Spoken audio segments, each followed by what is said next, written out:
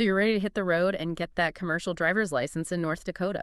Always exciting to hear about people taking the leap. It's a big step for sure.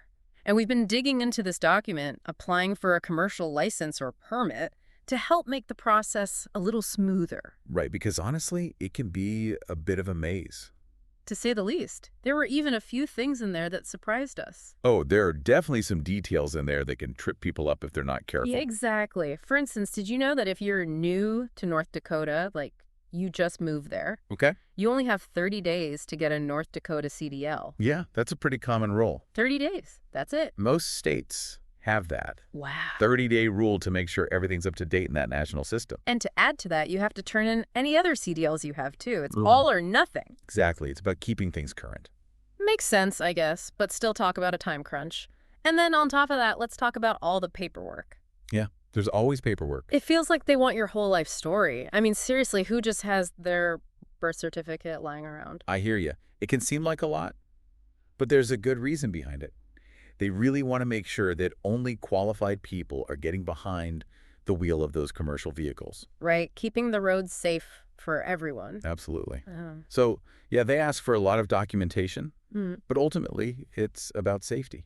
that's a good point. So what are some of the key things they're looking for? Well, to start with, they need to verify your identity, and they've got a few options for that. Yeah. You could use a U.S. birth certificate, a valid passport, a permanent resident card, even a certificate of naturalization. So they've got it covered for a pretty wide range of situations. Yeah, they try to be thorough. But here's where it gets interesting. The document specifically says no to photocopies.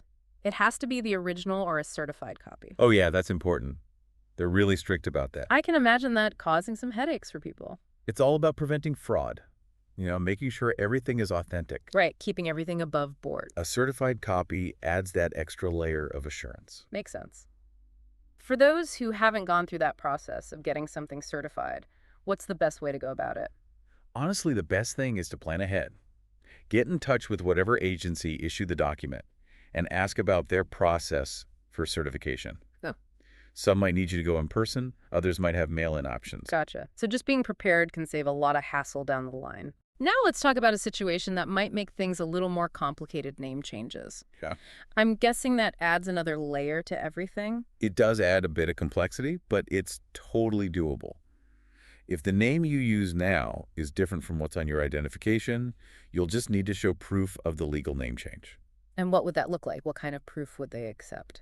A certified marriage certificate would work, or a certified adoption document, or if it was a court-ordered name change, a certified copy of that court order. So as long as it's certified and shows a name change, they're good with it. Exactly. Those certified copies are key. Got it. Certified copies all the way.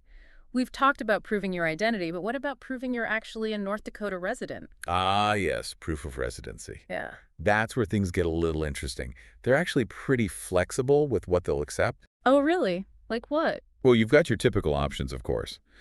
But get this, they'll even accept things like a current vehicle insurance policy, Mm-hmm.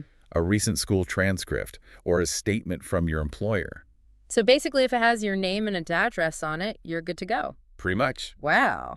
That's pretty refreshing, especially with how strict everything else seems to be. But hey, I'm not complaining. Flexibility is always a good thing. Right. It makes the process a little less daunting for everyone. Absolutely. So we've covered the paperwork, but let's move on from the documents themselves. What's next on our journey to CDL land? Appointments, my friend. Appointments. You'll need to schedule those for both the knowledge test and the road test. Okay, so 2 separate appointments. That's right. And is there a particular way we have to schedule those, or? You're in luck because you can do it all online. Oh, online scheduling. That's right. Now that's what I like to hear. Much easier than being stuck on hold forever. Amen to that. So let's dive into those tests a bit more, starting with the knowledge test. What can you tell us about that? Well, just like they have that list of what you need to bring for the application, Mm-hmm. the knowledge test also has a list Oh. of things you can't bring with you. Oh, really? Like what kind of things? It's all about keeping things fair and making sure everyone has the same shot. I like it. So what's off limits? No cell phones, backpacks, purses, extra papers, or pens. Wait, you can't even bring a pen. Nope, they provide everything you need. Wow, they really mean business. It's all about focus. No distractions, just you and your knowledge. That makes sense. I guess I can see how all that would help. It creates a level playing field for everyone taking the test. So for those of us who like to doodle during tests, maybe bring a stress ball instead. There you go. Speaking of things that might cause a little stress, Okay. remember how important they said it was to include your social security number? Right? They really emphasize that. Well, it's not just for basic identification. It's actually a key part of how they keep track of commercial driving records nationwide. Oh, really? How so? It all ties back to that CDLIS we talked about, the Commercial Driver's License Information System. Your social security number helps them access your driving history within that system. Ah, so it's all connected. Makes sense. They want to make sure everything is accurate and up to date. Exactly. It's all about transparency and keeping the roads safe. Okay, that makes sense. Now, what about the road test? Is that as strict as the knowledge test? Just as strict. Those same rules apply for the pre-trip inspection, the basic control exercises, and the actual road test. No passengers, except the examiners, of course. No pets, and definitely no electronic devices. Wow, they're serious about those distractions. It's like they're trying to turn you into a focused driving machine. Well, a little focus behind the wheel of a commercial vehicle never hurt anyone. True that. It's a big responsibility. Exactly. You're not just driving yourself around anymore. So before we move on from the tests, is there anything else our listeners should be aware of? Yeah, it's a good reminder that with these bigger vehicles, there's more at stake. Exactly. It's not just your own safety you're responsible for.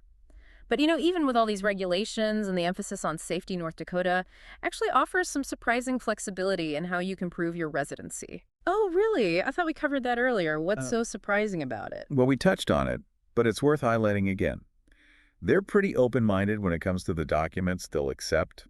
You've got your usual suspects, utility bills, lease agreements, all that. But then they throw in things like a recent school transcript or even a statement from your employer. So it's kind of a mixed bag then. Like they're trying to make it as easy as possible for people to prove they live there. Exactly. It's like they're saying, look, we get it. Life happens.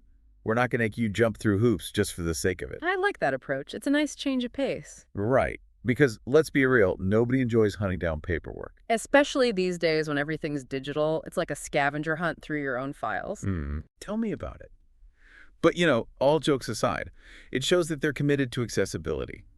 They've found a good balance between being strict about safety and making the process as smooth as possible for new drivers. Absolutely. It's not just about making things difficult. It's about making sure the right people are out there on the roads. And if a cable bill helps with that, then hey, more power to them. I like that. If a cable bill helps with that, more power to them. Right. But in all seriousness, for anyone listening who's maybe feeling a little overwhelmed by this whole process, I can imagine. just remember, take it one step at a time.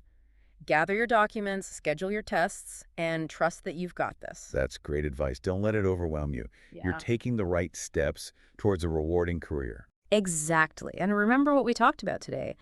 All these rules and requirements, they're not just there to make things complicated. It's all about ensuring the safety of everyone on the road, drivers and everyone else. Couldn't agree more. So as you're going through the process, keep that bigger picture in mind. It's more than just a license. It's about being part of a community that takes pride in doing things the right way. Well said. It's about joining a group of professionals who understand that safety comes first. Absolutely. So to all our future truckers out there, good luck on your CDL journey. We're rooting for you every mile of the way. Drive safe. And until next time, happy diving.